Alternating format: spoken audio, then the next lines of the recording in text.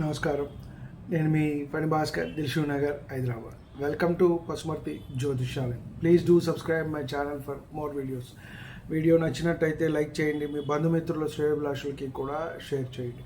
ఇంతవరకు channel subscribe చేసుకున్నట్టయితే subscribe చేసుకోండి. నా తదుపరి వీడియోలన్నీ కూడా అందుబాటులో ఉంటాయి. మనము వివిధ లగ్నాలకు భావాధిపతులు ఎవరెవరు అవుతారు, వాటి మహర్దశలో ఎటువంటి ఫలితాలు మనకి ప్రాథమికంగా కలుగుతాయి అనే అంశాన్ని తెలుసుకుంటూ వస్తున్నాం. మేషం నుంచి కూడా మనం ధనస్సు వరకు కూడా తెలుసుకోవడం జరిగింది. ఈ వీడియోలో మనము మకర లగ్నానికి గురించి తెలుసుకునే ప్రయత్నం చేద్దాం. వీరికి లగ్నాత్తు వచ్చిన ఆధిపత్యాల్లో భావాధిపతులు ఎవరెవరు అవుతారు, వాటి మహర్దశల్లో ఎటువంటి ఫలితాలు కలుగుతాయి. ప్రాథమికంగా మనకి ఫలిత భాగానికి వచ్చేటప్పటికి ముఖ్యంగా ఏ మహర్దశ నడుస్తోంది, ఎటువంటి ఫలితం ఇస్తుంది, ఎన్నేళ్ళు ఉంటుంది, ఎటువంటి ఫలితం ఎప్పుడు ఉంటుంది, ఇవన్నీ మామూలుగా గోచారంలో గురువు ఎక్కడున్నాడు, రాహుకేతువులు ఎక్కడున్నారు, శని ఎక్కడున్నారు, ఏలినాటి శని, అష్టమ శని, ఇవన్నీ చూసుకుంటారు. అలాగే మహర్దశ కూడా మనకి ప్రామాణికం. మహర్దశతో పాటు గోచారాన్ని అనుసంధానం చేసుకుంటూ మనకి ముందుకు వెళ్ళినట్టయితే ఫలితాలు అనేవి మనకి యాక్యురేట్గా ఉంటాయి అని చెప్పని మనం చెప్పవచ్చు. మనం ప్రాథమికమైన అంశాలనే మనము ఎవరైతే టెస్ట్ మనకి ఋషులు మహర్షులు అందించడం జరిగిందో వాటి నుంచి, అలాగే మనము కొంత ఉస్మానియా యూనివర్సిటీ మెటీరియల్, అలాగే పొట్టి శ్రీరాములు యూనివర్సిటీ మెటీరియల్ని కూడా మనము వీడియోల రూపంగా చెప్పడం జరుగుతోంది. కాబట్టి ఏదైతే ముందో మనము వారి వ్యక్తిగత జాతక పరిశీలన ఒకళ్ళవి చేయటము అలాంటివి ఎప్పుడూ కూడా మనం చేయటం లేదు. ఏదో వచ్చి మీద పడిపోతుంది అని చెప్పి కూడా మనం ఎప్పుడూ చెప్పటం లేదు. కాబట్టి జ్యోతిష్యం అనేది ఒక జ్యోతి, దారి చూపిస్తుంది. నువ్వు ఇలా వెళ్ళు, ఇలా చేసుకో, ఈ పని ఇలా వెళ్ళు, ఈ టైంలో ఇలా ఉండు, ఈ పరిహారం చేసుకో, ఇబ్బందిగా ఉంది అని చెప్పని లక్షలు కోట్లు పెట్టి ఎప్పుడూ కూడా చేసుకోమని శాస్త్రం చెప్పలేదు. అలా అని మనల్ని తప్పుదోవ పట్టించదు. కాబట్టి ఈ వీడియోలో మనం మకర లగ్నం వారికి ఏ ఆధిపత్యాలు వచ్చాయి గ్రహాలకు అని చెప్పేది మనం చూసుకుంటూ వాటి మహర్దశల్లో ఫలితాలు తెలుసుకునే ప్రయత్నం చేద్దాం. ముఖ్యంగా లగ్న ద్వితీయాధిపత్యం ఇక్కడ శనికి పట్టింది. అలాగే తృతీయ వ్యయాధిపత్యం వచ్చేటప్పటికి గురువుకి, అలాగే చతుర్థ భాగ్యాధిపత్యం వచ్చేటప్పటికి కుజుడికి, పంచమ దశమాధిపత్యం వచ్చేటప్పటికి శుక్రుడికి, షష్ఠ భాగ్యాధిపత్యం వచ్చేటప్పటికి బుధుడు, సప్తమాధిపత్యం వచ్చేటప్పటికి చంద్రుడు, అష్టమాధిపత్యం రవి. ఈ రెండు కూడా ఇక్కడ సప్తమాధిపత్యం వల్ల చంద్రుడు, అష్టమాధిపత్యం రవి ఈ లగ్నానికి అత్యంత పాపులుగా మనం చెప్పవచ్చు. ఇక్కడ కొంత చతుర్థాధిపత్యం భాగ్యాధిపత్యం కుజుడు మిశ్రమ ఫలితాలు ఇస్తాడనే చెప్పచ్చు, శత్రువు అయినప్పటికీ. అలాగే తృతీయ వ్యయాధిపత్యం గురువు కూడా అత్యంత పాపి. ఎలాగో శని గురులకు పరస్పర వైరం కాబట్టి ఆ మహర్దశలో ఇబ్బంది అనేది పెడతారు. కానీ మళ్ళీ వారు ఎక్కడ ఉన్నారు, ఏ నక్షత్రంలో ఉన్నారు, ఎటువంటి ఫలితాల్లో ఉనే దాన్ని బట్టి మనం ఇక్కడ చెప్పచ్చు. లగ్నంలో గురువు ఉన్నారు, దిగ్బలం చెందారని ఒకవేళ ఇక్కడ మనం అనుకున్నట్టయితే మకరంలో ఆయన నీచపడతారు. కాబట్టి ఫలితం అనేది కొంత మార్పు ఉంటుంది. మళ్ళీ ఆయన ఏ నక్షత్రంలో ఉన్నారయ్యా, ఇక్కడ ఏముంటాయి, ఉత్తరాషాఢ 2, 3, 4, అలాగే శ్రవణం, ధనిష్ట, ఈ మూడు కూడా శనికి ఆపోజిటే. చంద్ర నక్షత్రాలు, రవి నక్షత్రాలు, కుజ నక్షత్రాలు. కాబట్టి కొంత ఇబ్బందికరమైన ఫలితాలే ఉంటాయి అని మనం చెప్పవచ్చు. మనం తీసుకున్నట్టయితే రవికి తీసుకున్నట్టయితే ఇక్కడ అష్టమాధిపత్యం వచ్చింది. అష్టమాధిపత్యం ఎప్పుడూ కూడా మంచిది కాదు, ఏ గ్రహానికి వచ్చినా. రెండో ఆధిపత్యం ఒకవేళ ఏదైనా మంచిది ఉన్నట్టయితే కనుక దాన్ని బట్టి, ఉదాహరణకి సింహలగ్నాన్ని తీసుకుంటే పంచమాధిపత్యం ఉంటుంది కాబట్టి అది యోగం. అలాగే శుక్రుడికి కుజుడికి ఒక్కొక్కసారి అష్టమాధిపత్యాలు పడతాయి, అప్పుడు లగ్నాధిపత్యం యోగకారకుడు. కానీ ఇక్కడ అత్యంత పాపి కాబట్టి ఈ లగ్నానికి పైగా వైరం, తండ్రి కొడుకుల సంబంధం రవిశనులు కాబట్టి అత్యంత ఇబ్బంది పెట్టే దశ అని చెప్పచ్చు. మానసికంగా ఆ ఆందోళన, ప్రయాణాల్లో చిక్కులు, అనుకోని విధంగా అన్ని సమస్యలు, కోర్టు కేసుల్లో ఉండటం, వాద్యాలు అనేవి తేలకపోవటం, మిత్రార్జితో ఏమన్నా రావాలంటే రాకపోవటం, అంటే తండ్రిని దూషిస్తూ ఉండటం, తండ్రి వల్ల అన్నీ పొందుతూ కూడా మనం ఇక్కడ దూషణ చేయవలసిన పరిస్థితి, దౌర్భాగ్యం అనేది పడుతుంది వ్యక్తికి. అలాగే కొంత ఆరోగ్య సమస్యలు రవి దెబ్బతిన్నట్టయితే, ఉదాహరణకి ఇక్కడ పోయి ఆయన అష్టమాధిపత్యం దశమంలో ఉన్నప్పటికీ, దశమంలో మళ్ళీ చూడండి ఇక్కడ దశమంలో రవి దిగ్బలం చెందుతాడు. అలా అని ఇక్కడ తొల్లో పడ్డాడు అనుకోండి, నీచపడతాడు, ఆయన కారకత్వాలన్నీ దెబ్బతింటాయి.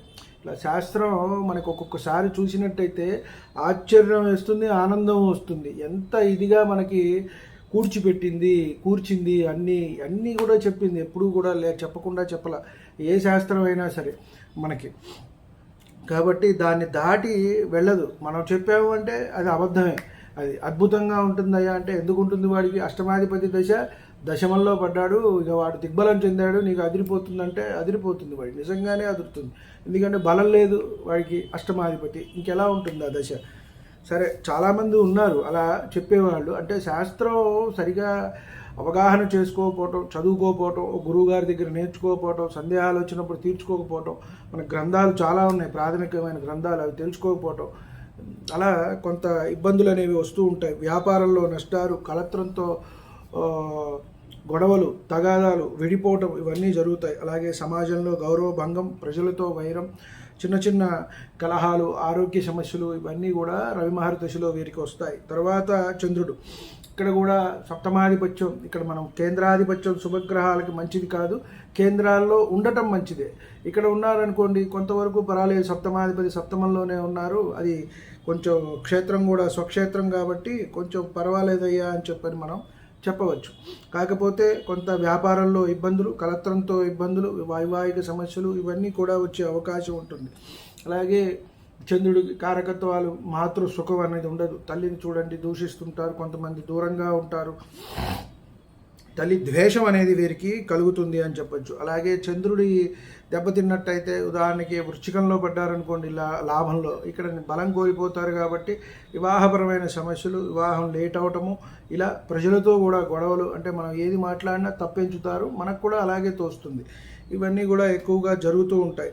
వివాహం మనకి కొన్ని మంది చూస్తూ ఉంటాం, మనం చెప్పుకున్నాం ఒక వీడియో, ఎంగేజ్మెంట్ నిశ్చితార్థం అయిన తర్వాత కూడా అది ఆగిపోవటం జరుగుతుంది, మాటలు అయిన తర్వాత ఆగిపోవటం జరుగుతుంది. ఇవాళ రేపు అంటే ఇక చాలా వచ్చాయిలేండి, ఒక చదువు వల్ల కానీ, ఉద్యోగం వల్ల కానీ, ఇక ఆస్తి వల్ల కానీ, ఇక ఏదైనా సరే అమ్మాయికి చదువు ఉండాలి, ఉద్యోగం చేసుకోవాలి, తన కాళ్ళ మీద తాను నిలబడాలి అని చెప్పే వాళ్ళల్లో మొట్టమొదటిగా నేను ఉంటాను. కాకపోతే దానివల్ల తల్లి తండ్రినే ఎదిరించి వారి సొంత నిర్ణయాలు తీసుకుని చాలా ఇబ్బంది పడుతున్నారు నేటి యువత. సమాజంలో చాలా పెద్ద దౌర్భాగ్యం ఇదే వచ్చింది.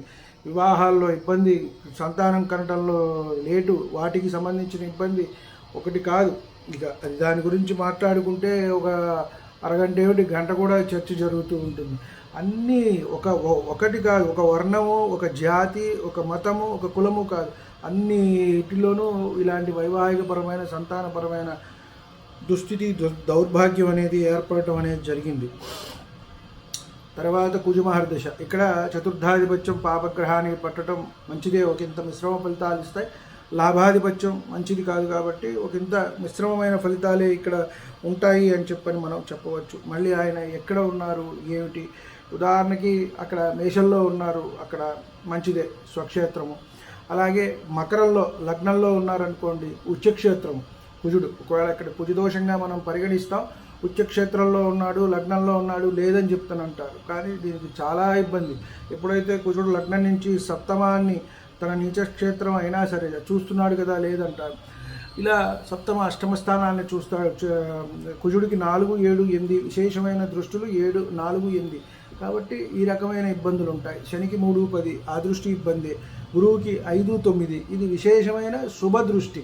ఒక గురువుకి ఒక్కడికి మాత్రమే 5, 9 దృష్టి విశేషంగా శుభంగా ఉంటుంది. కాబట్టి ఇక్కడ కూడా కొంత ఎక్కువగా పరాక్రమాలు చూపించడం, భూ తగాదాలు, గొడవలు, ఇవన్నీ కూడా ఇబ్బందులు ఉంటాయి. గొడవలు ఏమన్నా ఉన్నట్టయితే మనకి అవి ఇబ్బందులు ఉంటాయి. బాగుంది అని అంటే కనుక కొంత స్థలాలు అవి కొనుక్కోవటం, పొలాలు కొనుక్కోవటం, అభివృద్ధి చెందటం ఉంటుంది. కలత్రంతో కూడా గొడవలు, ఉద్రేక సమస్యలు, అంటే భార్యాభర్తల మధ్య గొడవలు, అంటే కుజదోషం ఇక్కడ ఉంది లేదు అనే మీమాంసలో చాలా వరకు ఉంటారు అందరూ. మనం చాలాసార్లు చెప్పుకున్నదే చాలా వీడియోస్లో. పరాశరుల వారు ఎక్కడా కూడా దీన్ని నల్లిఫై అనేది చేయలేదు. తర్వాత వచ్చిన వాళ్ళు పంచాంగకర్తలు, తర్వాత జ్యోతిష్యం చెప్పేవారు కానివ్వండి, తర్వాత వచ్చిన వాళ్ళు మాత్రమే చెప్పారు. అంటే గంధకర్తలు, మనము ఋషులు మనకి చెప్పిన వాళ్ళు 16 ప్రవర్తకులు ఉన్నారు, వారు చెప్పిన వాటిల్లో తర్వాత ఉండటం జరిగింది. కానీ ఇక్కడ పరాశరుడు ఎక్కడా చెప్పలేదు. లగ్నం, ద్వితీయం, చతుర్థం, సప్తమం, అష్టమం, వ్యయం ఈ స్థానాల్లో ఉన్నట్టయితే కుజదోషం ఉన్నట్టే. దానికి పరిహారం ఏంటయ్యా అంటే వారికే ఇచ్చి వివాహం చేసుకోవటం మంచిది. అంతేగాని అది మకరంలో ఉంటే లేదు, కర్కాటకంలో ఉంటే లేదు, మేషంలో ఉంటే లేదు, వృశ్చికంలో ఉంటే లేదు అనే మాట లేదు అండి. దానివల్ల జాతకాలు పరిశీలించినప్పుడు అయ్యే ఇబ్బందులు అన్నీ ఇన్ని కాదు. అలాగే మళ్ళీ శుక్రుడిని చూడటం, శనిని చూడటం, శని కుజుడిని చూడటం, శని శుక్రుడిని చూడటం, దీనివల్ల కూడా వైవాహికపరమైన సమస్యలు వస్తాయి, కలత్రంతో ఇబ్బందులు అనేవి వస్తాయి అని చెప్పచ్చు. తర్వాత ఆధిపత్యం తీసుకున్నట్టయితే బుధుడు షష్టమ భాగ్యాధిపత్యం. ఇక్కడ లగ్నానికి ఇతను మిత్రుడు భాగ్యాధిపతి కదా, షష్టాధిపత్యం వచ్చినప్పటికీ కూడా ఇక్కడ మంచి జరుగుతుంది అని చెప్పచ్చు. కాస్త మనం జాగ్రత్తగా ఉండాలి. ఉదాహరణకి తృతీయంలోనో నీచపడ్డాడనుకోండి, ఇబ్బందులు పడతాడు. ఇక్కడ శత్రు రోగ రుణస్థానం అనేది ఇక్కడ దెబ్బతింటం జరుగుతుంది. తండ్రి నుంచి వచ్చే భాగ్యాధిపత్యం పోతుంది, పూర్వపుణ్యం తగ్గుతుంది. ఎక్కువగా కూడా తగాదాలు, గొడవలు, దేవతల పట్ల దూషణ ఇవన్నీ ఉంటుంది. ఆరోగ్యం కొంచెం దెబ్బతింటుంది. ఇలా ఉంటుంది.